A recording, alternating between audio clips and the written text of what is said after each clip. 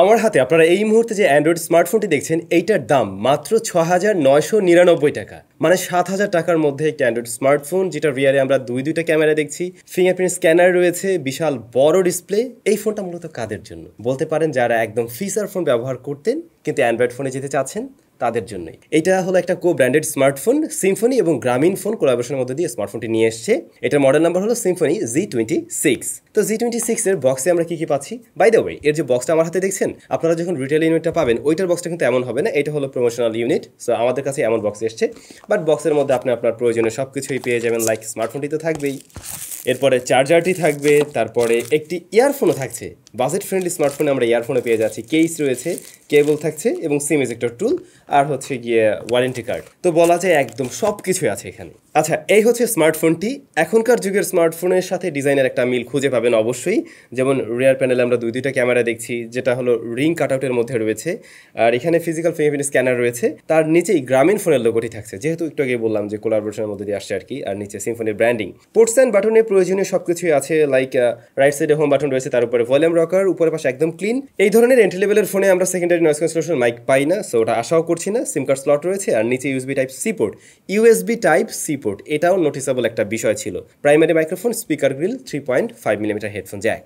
আর এই ফোনটা rear panel এবং বডি ফ্রেম সবকিছু কিন্তু প্লাস্টিকে তৈরি। রিয়ার প্যানেলটা না ম্যাট ফিনিশ না গ্লোসি ফিনিশ, এখানে হালকা পাতলা ফিঙ্গারপ্রিন্ট বসে আর কি। কেসটি ব্যবহার করলে আর ভালো হবে। বাই দ্য ওয়ে, স্মার্টফোনগুলো আপনারা কোথায় পাবেন? এই স্মার্টফোনটা গ্রামীণফোন কাস্টমার কেয়ারগুলোতে পেয়ে যাবেন। তারপরে গ্রামীণফোনের যে এক্সপেরিয়েন্স জোনগুলো রয়েছে সেখানে পেয়ে যাবেন, সিম্ফনির আউটলেটে পাবেন, আবার গ্রামীণফোনের অনলাইন শপে আপনারা পেয়ে যাবেন।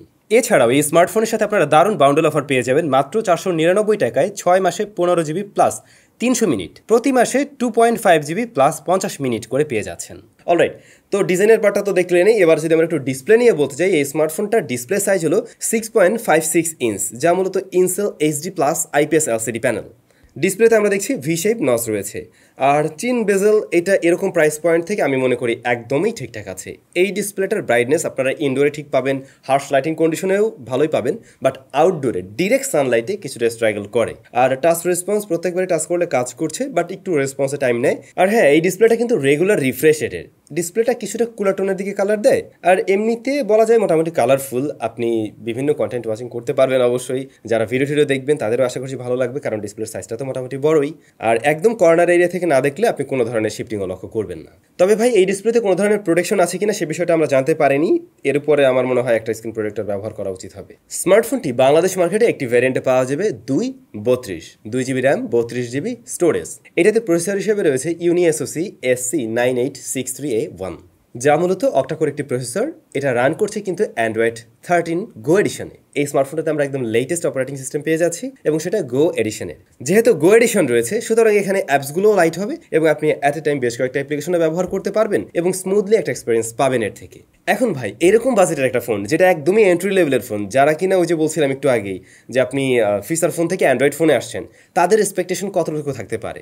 তারা অ্যান্ড্রয়েড স্মার্টফোনে এসে হয়তো রেগুলার কাজবাজ করবে, সর্বোচ্চ মাঝে মধ্যে ইন্টারনেট ব্রাউজ করবে, হয়তো ভিডিও দেখা হবে, হয়তো আপনার বাবা মা বাড়িতে রয়েছেন, উনি হয়তো আপনার সাথে ভিডিও কলিংয়ে কথা বলবে। এই ধরনের পারপাসগুলো কিন্তু খুব সহজেই এই স্মার্টফোনটা হ্যান্ডেল করতে পারে। অ্যাপ ওপেন ক্লোজ টাইমে কিছুটা টাইম নেবে, যেটা সাধারণত এরকম প্রাইস পয়েন্টের ফোনগুলোতে আমরা অহরহ দেখি। বাট তারপরেও অনেক ফোনেই আছে লাইক 5,500, 6,000, 7,000 টাকার মধ্যে পাওয়া যায়। তাদের সাথে কম্পারিজনে নিয়ে আসতে গেলে তাদের থেকে অনেকটাই বেটার রেজাল্ট দিচ্ছে। স্মার্টফোনটিতে আপনি যদি চিন্তা করেন আমি গেমিং করবো না, ওইভাবে তো গেমিং করার মতো কোনো কিছুই না এটা। বাট আপনি বেসিক গেমিং লাইক 2D যে গেমগুলো রয়েছে, টেম্পল রান, তারপর ফ্রুট নিনজা, এই ধরনের গেমগুলো এটা দিয়ে খেলা যেতে পারে বা সময় কাটাতে পারবেন। তো পারফরমেন্স সেকশনে আমরা দেখছি যে প্রসেসরটা রয়েছে, এটা নিয়ে কোনো কমপ্লেন নেই। তারপরে এটার অ্যান্ড্রয়েড ভার্সন সেটাও লেটেস্ট আছে, এই জায়গাটাও ভালো। বাট এটার র্যামটা যদি আমরা আরেকটু বেশি পেয়ে যেতাম, লাইক 3 জিবির মতো, তাহলে এটার থেকে আরও বেটার একটা আউটপুট আশা করা যেত আর কি, বা আরেকটু হেভি টাস্কিংগুলো করা যেত। ক্যামেরার কী অবস্থা তাহলে? রিয়ারে 2টা শুটার দেখছি, মূলত মেইন শুটারটি আসলে কাজের, সেটা হলো 5 মেগাপিক্সেলের, এবং ফ্রন্ট ফেসিং ক্যামেরাটাও 5 মেগাপিক্সেলের। তো এখানে আমি বলবো রিয়ারের মেইন শুটারটা যদি কিনা এইট হতো, তাহলে আমরা রিয়ার থেকে একটু আলাদা এক্সট্রাঅর্ডিনারি ছবি হয়তো পেয়ে যেতাম। এর পাশাপাশি একটা সহকারী সেন্সর আছে অবশ্য। তো এর সেন্সরকে যদি একদম প্রপার লাইট দেওয়া যায়, তাহলে এর থেকে আপনারা ইউজেবল ছবি পেয়ে যাবেন। যেমন আউটডোরে ডে-লাইট কন্ডিশনে আমরা দেখছিলাম মোটামুটি শার্প ভালোই ডিটেলে ছবি দিতে পারছিল, কিন্তু একদম হার্শ লাইটিং কন্ডিশনে এক্সপোজার ব্যালেন্সে একটু হিমশিম খাচ্ছিল স্মার্টফোনটির ক্যামেরা। আবার লাইটিং পজিশন ঠিকঠাক থাকলে কিন্তু তখন ভালো ছবি দিতে পারছে স্মার্টফোনটি। কালার মাঝে মধ্যে একটু বুস্ট আপ টাইপের দেয়, তবে লো লাইটের দিকে এই ধরনের স্মার্টফোন থেকে আমরা খুব একটা ভালো রেজাল্ট আশা করি না। এটাও তেমন কোনো দারুণ রেজাল্ট দিতে পারেনি। আমি বলবো এর ক্যামেরা দিয়ে একদম প্রপার লাইটেই ছবি নেওয়ার জন্য। সাধারণত এরকম বাজেটের স্মার্টফোনের ফ্রন্ট ফেসিং ক্যামেরাগুলো দেওয়াই হয় মূলত ভিডিও কলিংয়ে কথা বলার জন্য, তো সে কাজটা খুব ভালোভাবেই হ্যান্ডেল করতে পারবে এটা, ওটা নিয়ে কোনো প্যারা নেই। আর হ্যাঁ, আপনি যদি একটু ভালো লাইটটা দিতে পারেন একে, তাহলে ফ্রন্ট ফেসিং ক্যামেরার ছবিও কাজে লাগাতে পারবেন। বিশেষ করে আউটডোর ছবিগুলো তো দেখছিলাম এখানে ডিটেল ঠিকঠাক থাকে, বাট লো লাইটে কিছুটা সফট করে। আমরা সেন্সরসের বিষয়গুলো টেস্ট করছিলাম। জাইরোস্কোপ সেন্সরটা আমরা স্মার্টফোনে পাইনি, তবে এইটার ফিঙ্গারপ্রিন্ট স্ক্যানারটা মোটামুটি ফাস্ট অ্যান্ড একুরেট, এবং দেখছিলাম বেশ ভালোভাবে এটা আনলক করতে পারে, প্রত্যেকবার একুরেট রেজাল্ট দিচ্ছে, স্লাইডলি ডিলে আছে। আর এটাতে ফেস আনলক সিস্টেমটাও রয়েছে। কিন্তু স্মার্টফোনটিতে ব্যাটারি হিসেবে রয়েছে 4100 mAh এর ব্যাটারি, এবং বক্স আপনারা পেয়ে যাবেন 10 ওয়াটের চার্জার। এটার থিকনেস যেমনটা রয়েছে তাতে 5000 mAh এর ব্যাটারি আমার মনে হয় চাইলে দেওয়া যেত, দিলে আর একটু বেশি ব্যাকআপ পেতাম। যদিও এইটারই এখন যে অবস্থা আছে এতে আপনারা ব্যাকআপটা অনেক ভালো পাবেন। এটার থেকে একদিন খুব সহজেই চালানো যায়, মানে একদম হেভি ইউজাররাও একদিন চালাতে পারবেন। দিন শেষে গিয়ে দেখবেন যে 10% 20% চার্জ অবশিষ্ট আছে। আর লাইট ইউজাররা আমার মনে হয় 1.5 দিন খুব সহজেই চালাতে পারবেন। যদিও এটা ফুল চার্জ করতে প্রায় 3 ঘন্টার কাছাকাছি সময় লেগে যায়। স্মার্টফোনটিতে একটি স্পিকার আমরা পেয়েছি লাউড স্পিকার হিসাবে। এটা মোটামুটি লাউড অ্যান্ড একুরেট, সাউন্ডটা মনে হচ্ছে একটু বক্সি টাইপের, কোনো বক্সে আটকে আছে এরকম টাইপের লাগছিল। আর একদম ফুল ভলিউমে গেলে তখন কিছুটা ডিস্টরশন দেয়, একটু কমিয়ে রাখলে সুন্দর একটা আউটপুট পাবেন। আর এয়ারপিসের সাউন্ডটা আবার ঠিকঠাক আছে। তো এই সমস্ত বিষয়াদি নিয়েই ছিল সিম্ফনি Z26।